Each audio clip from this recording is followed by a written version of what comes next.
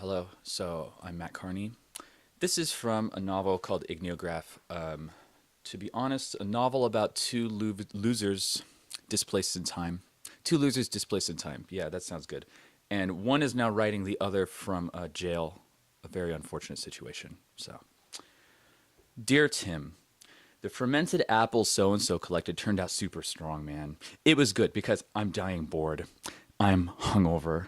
It's been 1 week. I'm going to try and write you a letter anyway, despite the feeling that my face is tearing off atom by atom. I just came back from day room. What? You know what's great? The irony is that everyone here watches Cops during almost every day room we have. And really, man, I think a lot of them are in on why that's hilarious, but it's sort of an unspoken thing. We're just watching Cops, enjoying some daytime drama in day room. But on Cops, one of the episodes they ran was the one about the guy and his girlfriend getting rolled in Nevada. And he was just having a teeny weeny little bit of bud in the car, and bam, that's a felony because it's Cops in the motherfucking 90s. And she sees, oh, they see her, barely underage. He's 19, so now they're both double screwed. There was a handgun. But they were screwed before the handgun, right?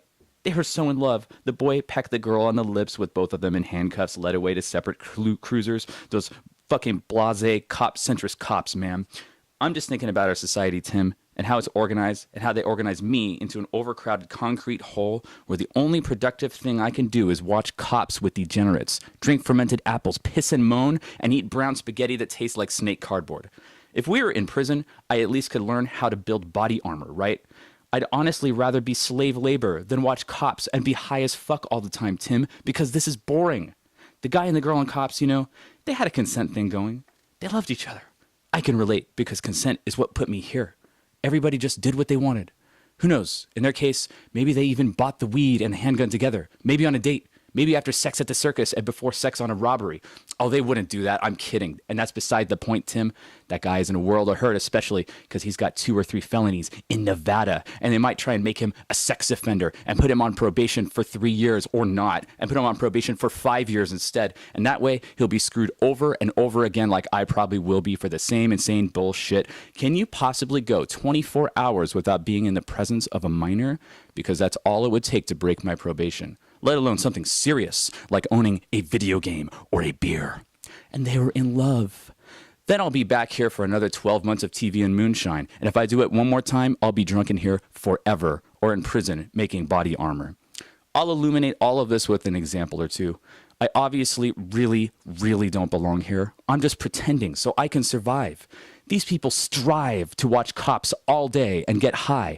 I just want to get high and finish reading the Dune series, then discuss it in my book club, go gardening, and finish the night with sex and ice cream or maybe just some dancing. And I already did finish the series. I finished everything my mom could afford to send me months ago. I think some people might be catching on, so I grew a beard, and I told people I'm here because I joyrode a car over a low bridge with some miners when I was coming down from a meth bender, which I also sold them, and I sold most of their neo-Nazi friends, and everyone believed me, so now I'm okay. The sentence for those things is comparable to my real sentence anyway.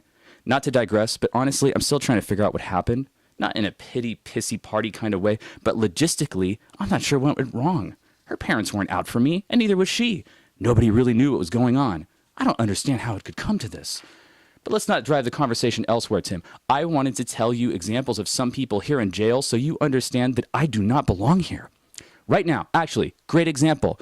Guy is making noises in the air ducts like he's 2 cats in heat. And this guy has tattoo of cats all over him, too.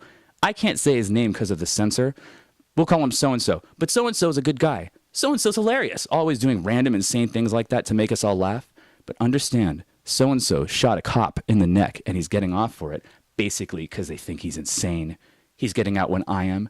Will he be a more consenting, responsible individual than I am? Another guy here who I'll call by his actual nickname, Fuckin'. Fuckin' is a tweaker. Most people are here for drugs, because coming down makes it do insane, stupid shit like steal mail, smash toll booths with baseball bats, or drive off low bridges with minors, like in my case, LOL, Rafflecopter. But anyway, back to Fuckin'. Fuckin' is a tweaker. But Fuckin's all right. Honestly, I can't remember his real name now, but we call him Fuckin' because that's what he says instead of when he can't think straight, which is always. Fuckin' and so-and-so are actually the ones who figured out how to ferment the apples we drink.